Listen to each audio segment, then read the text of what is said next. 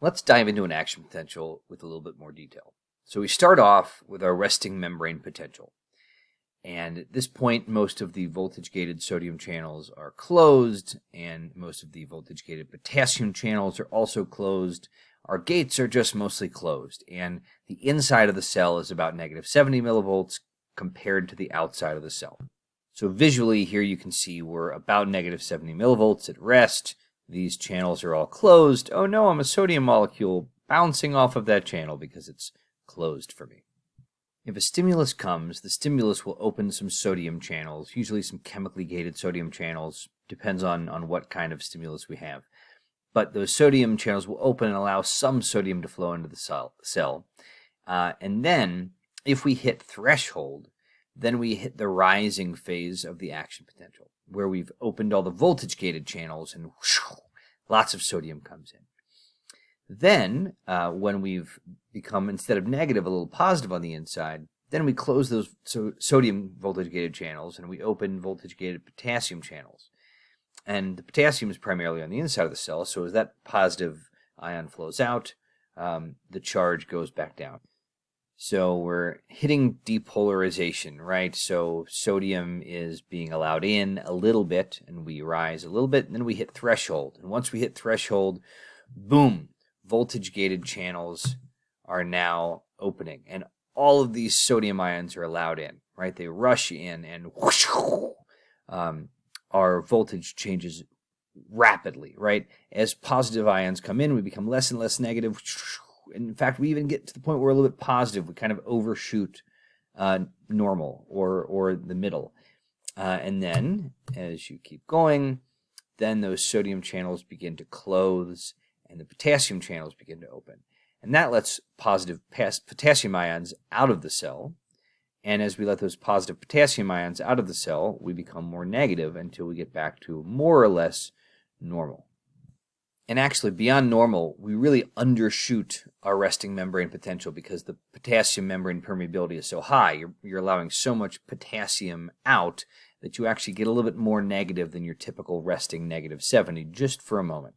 And here's what that looks like, right? We went a little bit below negative 70, but then we close those potassium gates and we get our sodium potassium pumps going and we end up kind of back at normal and we maintain this resting membrane potential. So stimulus causes sodium channels to open, just some of them, right?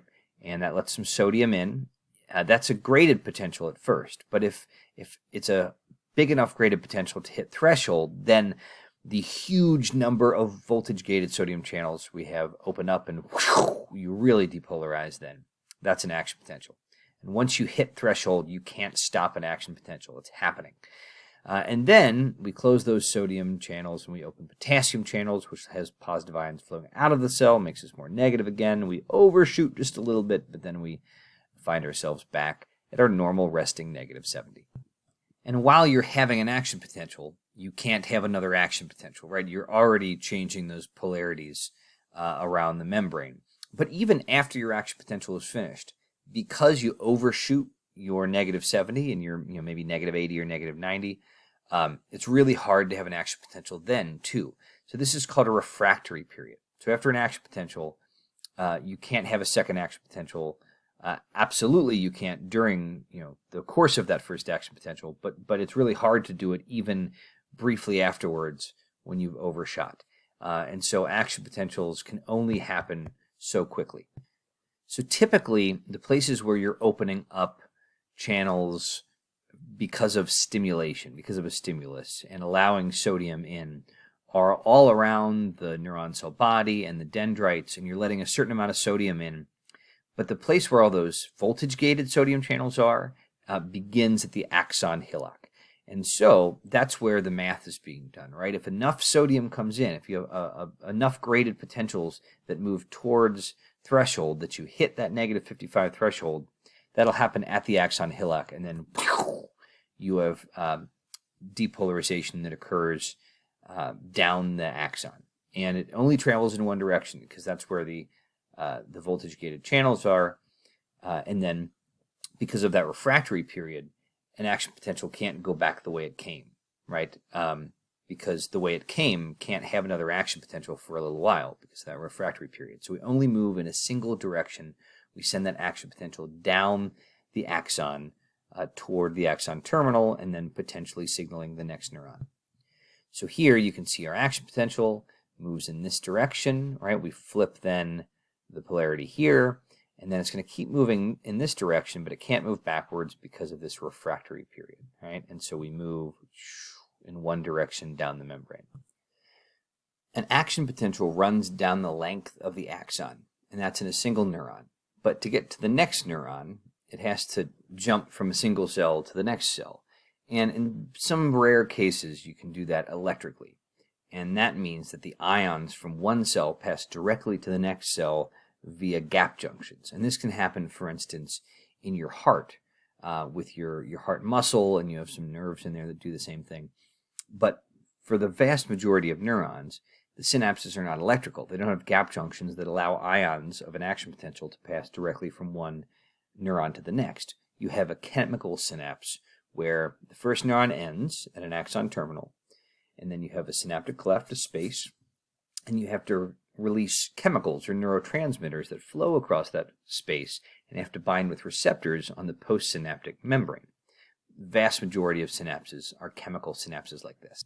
The action potential runs down this axon. So this is the plasma membrane of the previous neuron, right? It runs all the way down this axon, and at the end, it hits the end of the axon, or the axon terminal. And at this point, the action potential causes synaptic vesicles, which are bubbles, essentially, vesicles full of neurotransmitters, to begin undergoing exocytosis. And exocytosis, if you recall from Bio 131, means that you're going to join with the cell membrane like this and then dump the contents of the bubble outside of the cell.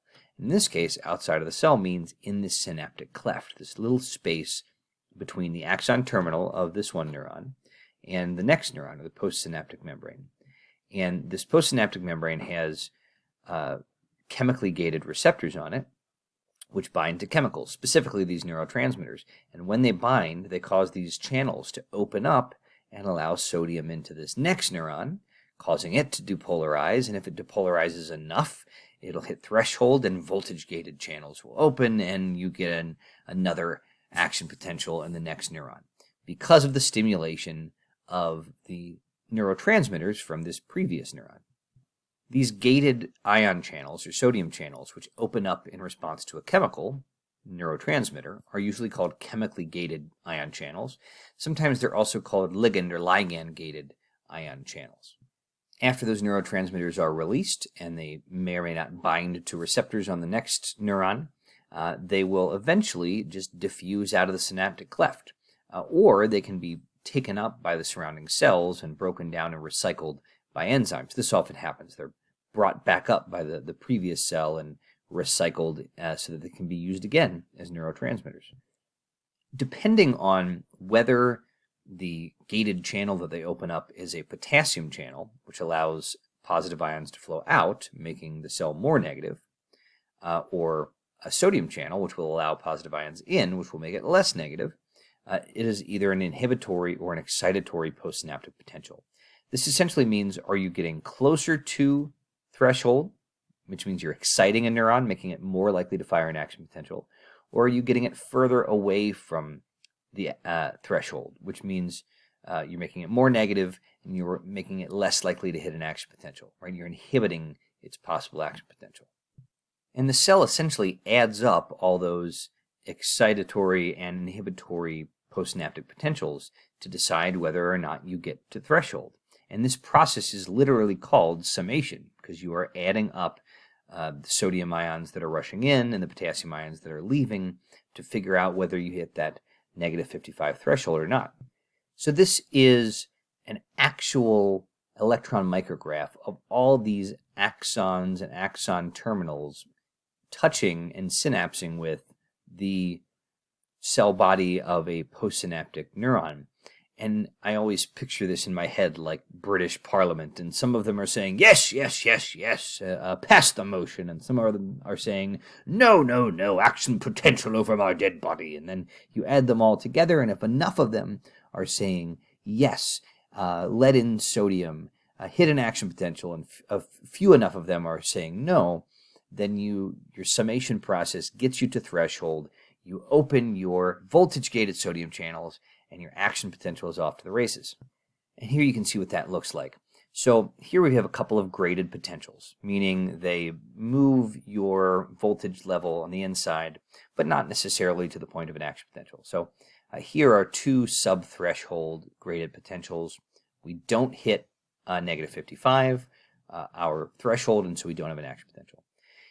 Here we have them closer together, and this is called temporal summation, where you have the same neuron is saying go, go, go, go, go, and it says it enough times quickly that it causes you to let enough sodium ions in that summation brings you up to threshold, and you have an action potential. So this is like if you have just one person telling you to do something, but they are so persistent about it, do it, do it, do it, do it, do it, do it, do it, do it, do it, do it, fine, right? That you hit action potential. Spatial summation is instead of one person or one stimulus being persistent, one presynaptic neuron saying do it, do it, do it, you have at the same time several different neurons saying do it all at once, right? And this is called spatial summation. Temporal means different times, so same stimulus, different times. Spatial means same time, but different spaces around the neuron, you have excitatory stimuli, and it causes you to hit threshold and have an action potential. But again, you can have spatial summation that is excitatory and inhibitory, and it just sums on itself, and sometimes it does not hit threshold. And summation really occurs at the axon hillock, the beginning of the axon, where the actual voltage-gated channels are. So this is where you need to get up to negative 55 if you're going to hit threshold, and if you do, you're going to cause an action potential that, again, you cannot stop. You can stop before you get to threshold, but once you get threshold, it's like a trigger, right? You can't unpull a trigger. Similarly, you can't have a big or a small action potential. You either have it or you don't. Just like you can't, if you pull the trigger extra hard, you don't get an extra hard shot, right? You either pull it or you don't.